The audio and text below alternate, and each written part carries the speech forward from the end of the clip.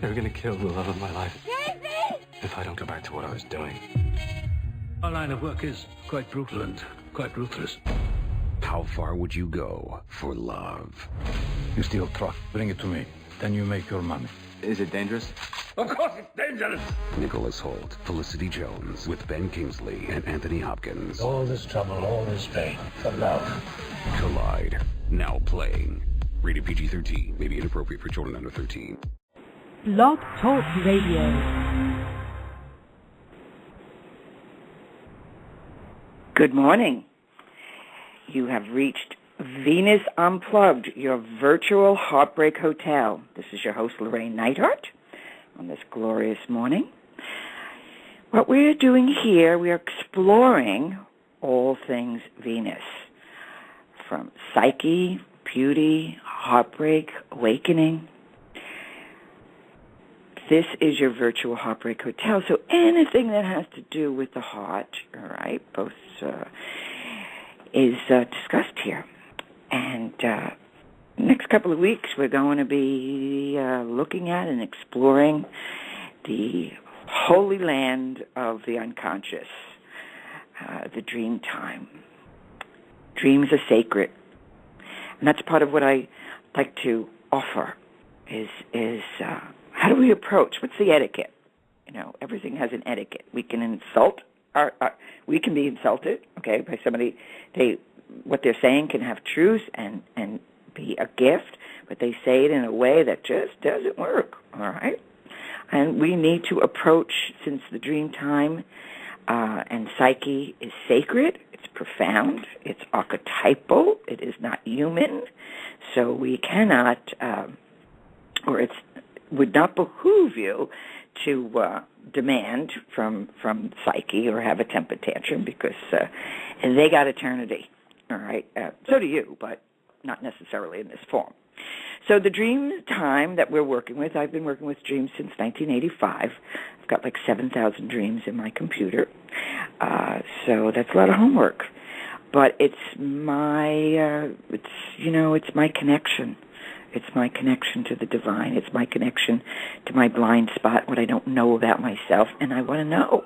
Because remember, whatever we don't know about ourselves returns to us as fate. And very often it returns to us as an unrequited love or a wounding in love, or we act something out and think, why did I do that again? And part of it is because we don't know ourselves, so there's different archetypal aspects within us that get the best of us. So part of individuation, which is Jung's word for wholeness, we need to know the casts of characters. This is the true internal reality theater. Theater of the mind, theater of the imagination. Imagination does not mean that it's not real. Imagination is more real than real. It just comes in these poetic images. So every night you're told a story, a holy story about yourself. Dreams direct us, warn us, enlighten us, and people will say that they don't dream. They do. Each person, we have about 6 dreams a night. And you can check that out with dream theory and the science of dreaming. Even if you just wake up in a bad mood, you know something went on. You didn't go to bed that way. But you wake up really grouchy, all right? Now, sometimes just the mood that we're in, we can just start by writing down the mood that we're in. And the reason we write it down is because we forget. And the reason we write it down is because out of respect for your own soul. This is the ultimate love affair. So much can be corrected. And it doesn't have to be acted out in your outer world if you're relating to it in your inner world, you see. Because it's happening there. And who's to say which one's inner and which one's outer? That's always the trick, too.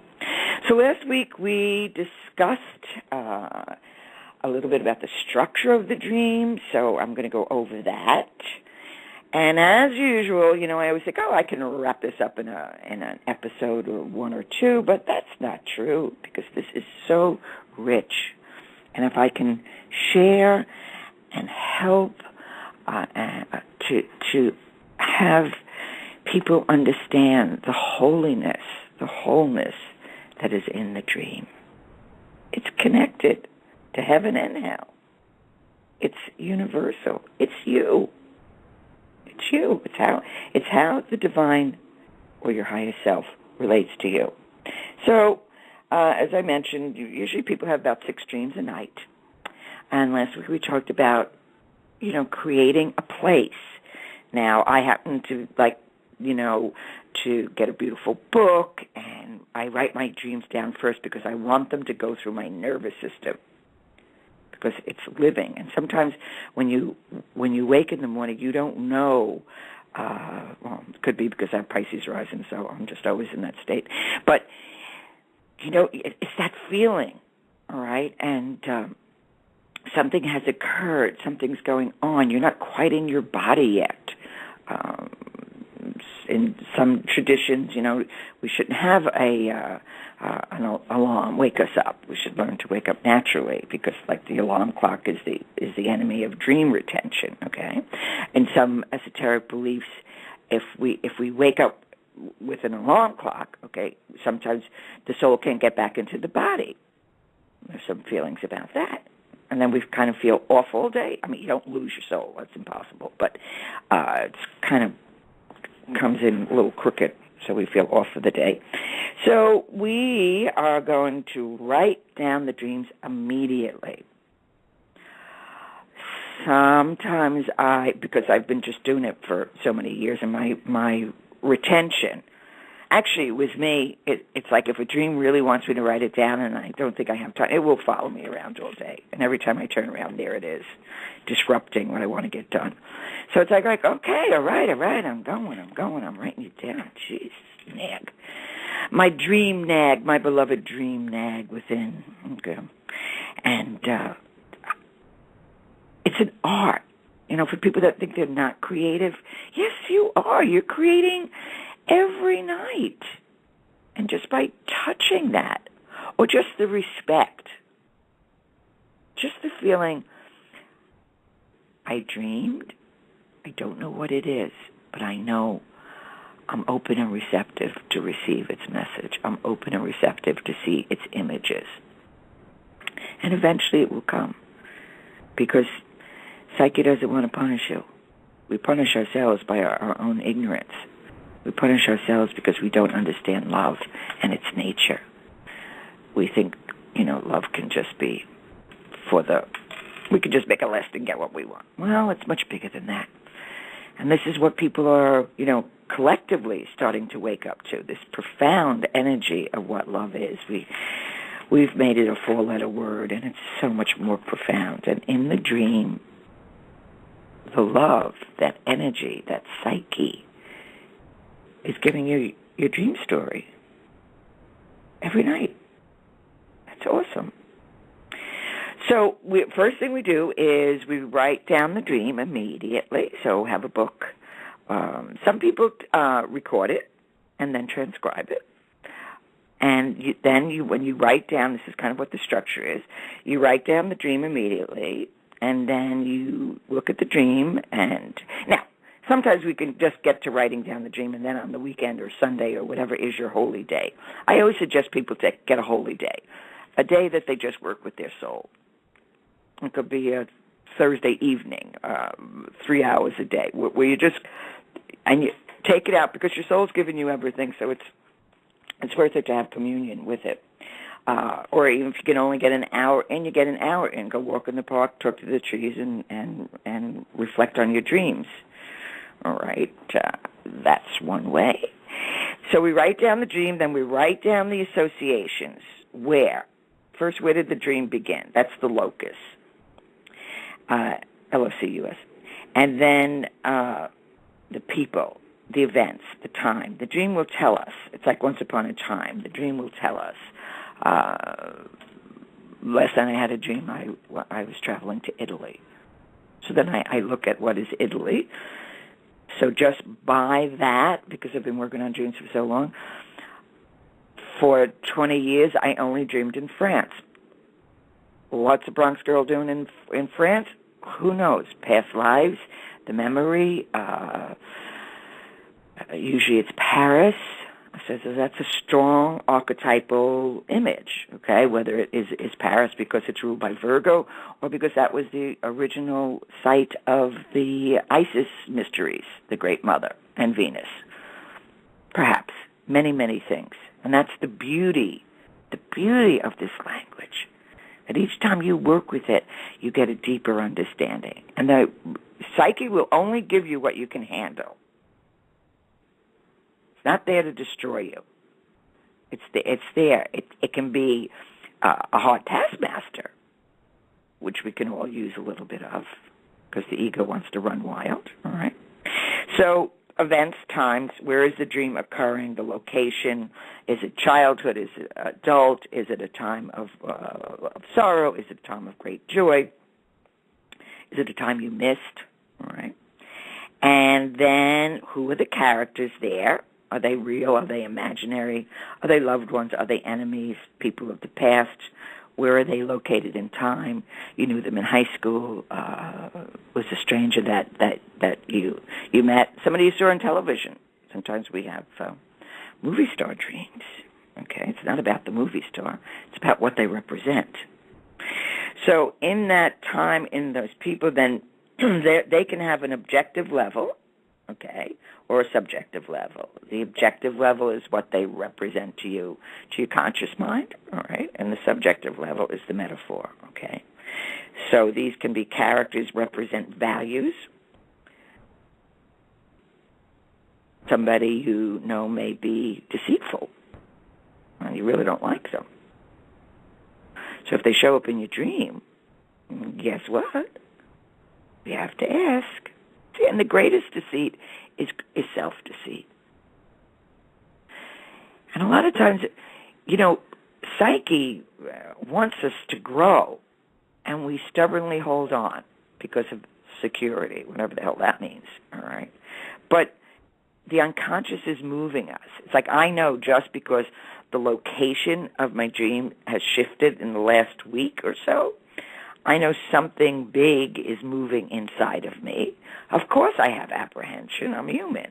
Like, oh, now what are they setting me up for? It's foreign. It's another language.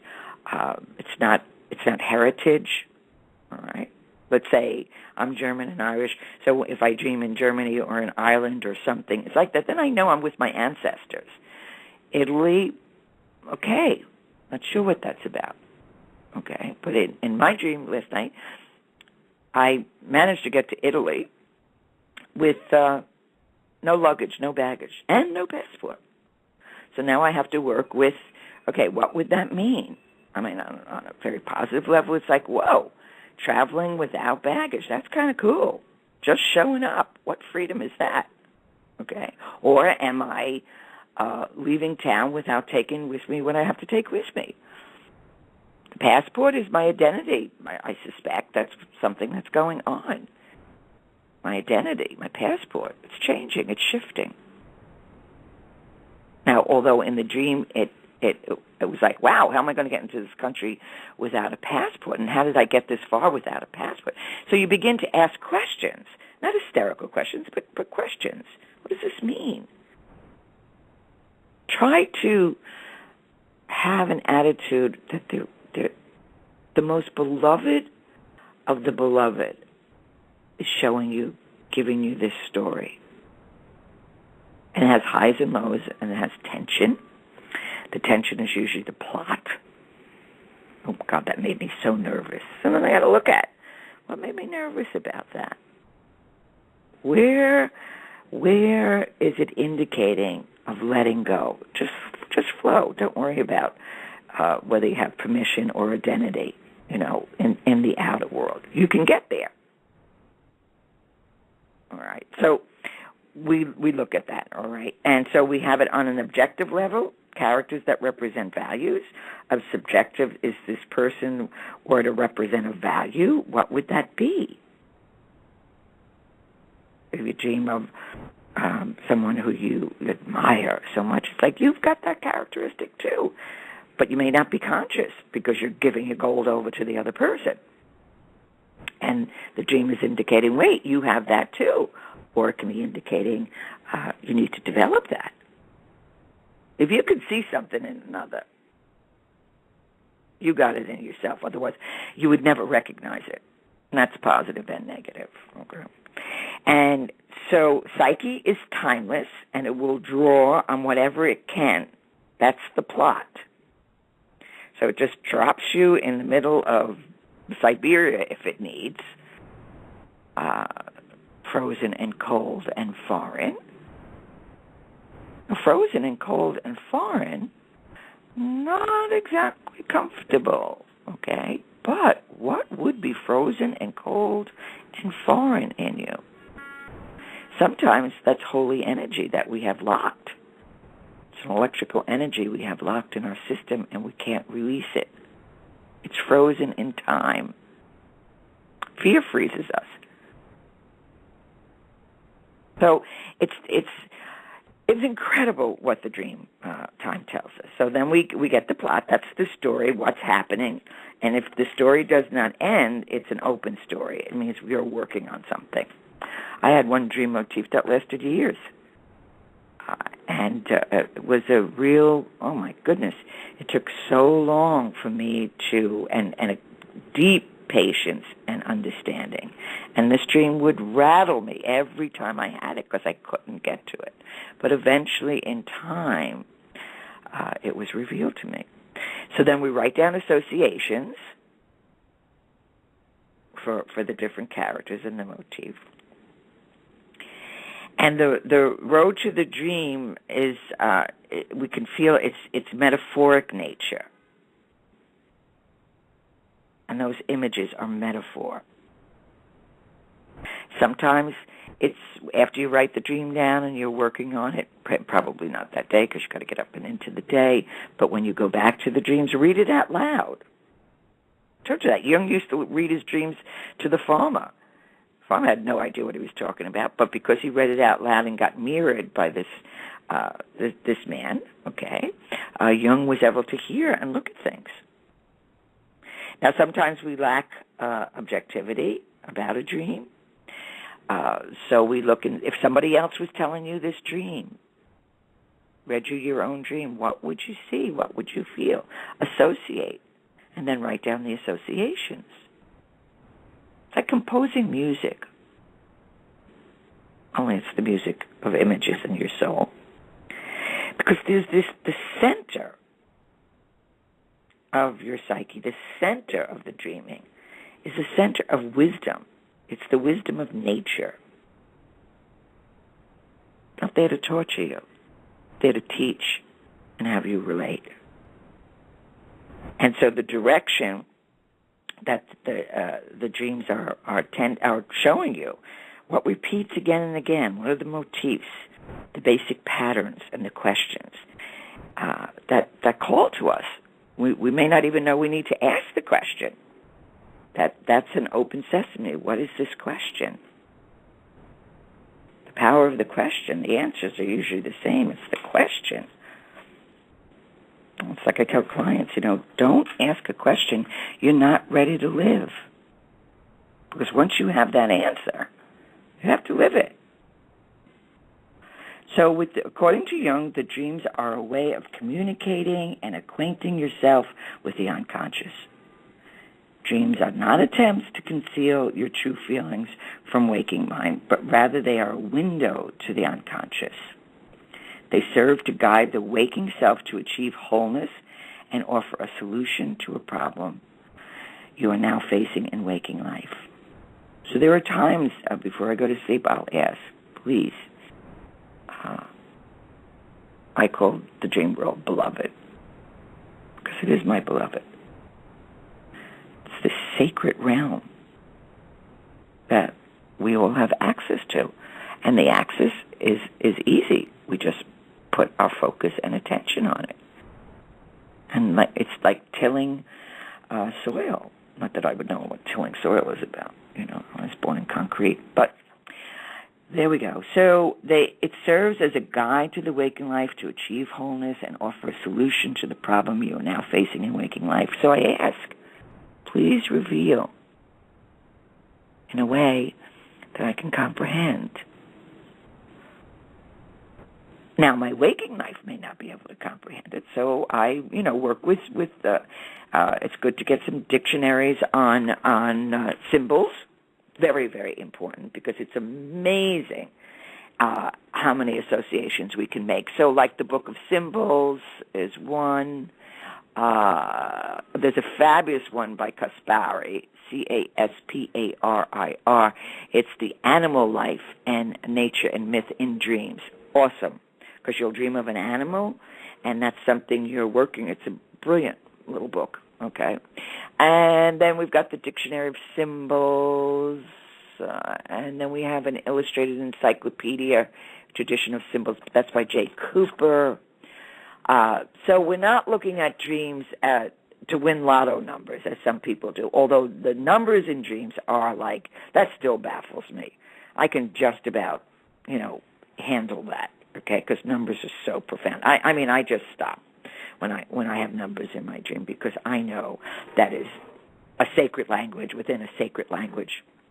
And certainly Marie von Franz, about dreams, or she writes books on dreams, although she's very intense, and if you're not familiar with the language of Jung, you'll only get disappointed. So another one is a Dictionary of Symbols by J.E. Cirlot, Cirlot. Okay. And just look around, or go to the Jung Center or Amazon and look at things about the dreams, okay? Because it's your holy. It's the holy of holies within.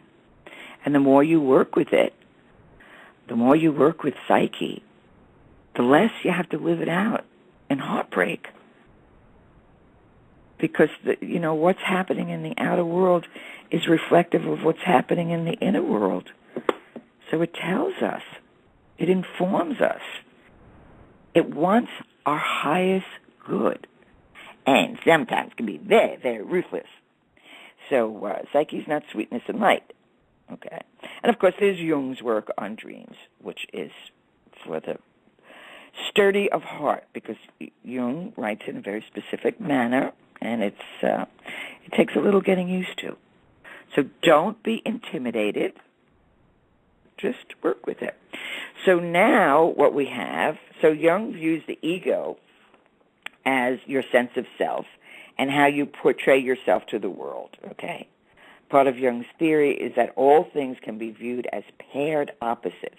This is a very important part of his work, and it's a very important part of Venus Unplugged, because we want to start recognizing the opposites, because resolution is always the resolutions of the opposites, within or without.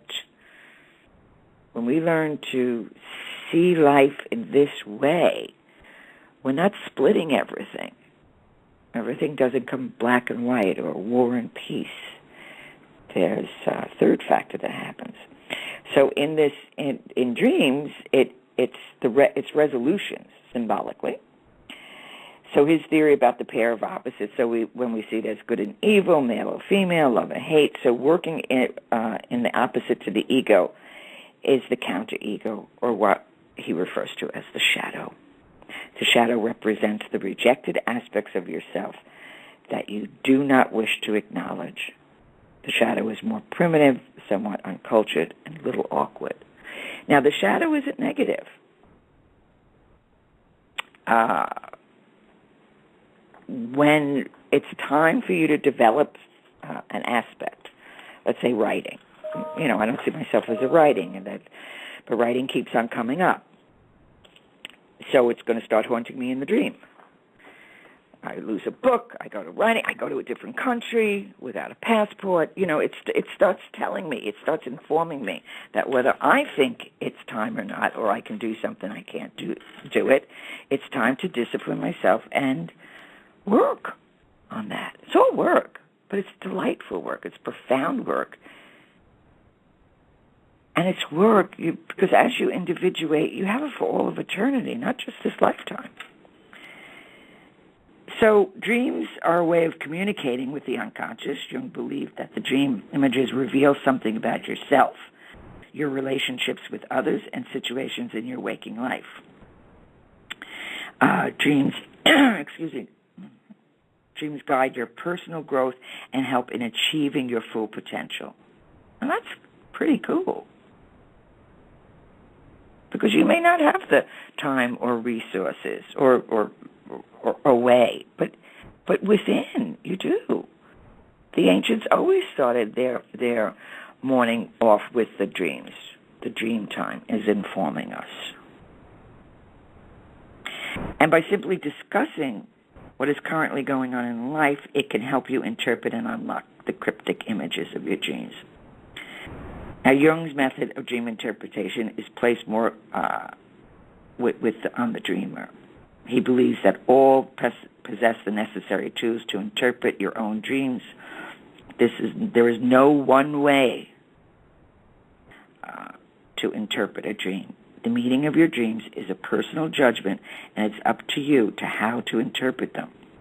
Whatever the interpretation feels right to you is the most significant and more important than what somebody else thinks or believes.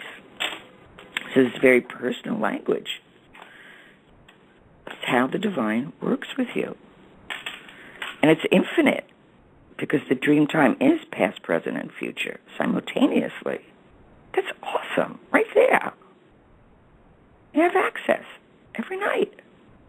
Or if you sleep during the day, every day. So that's the power.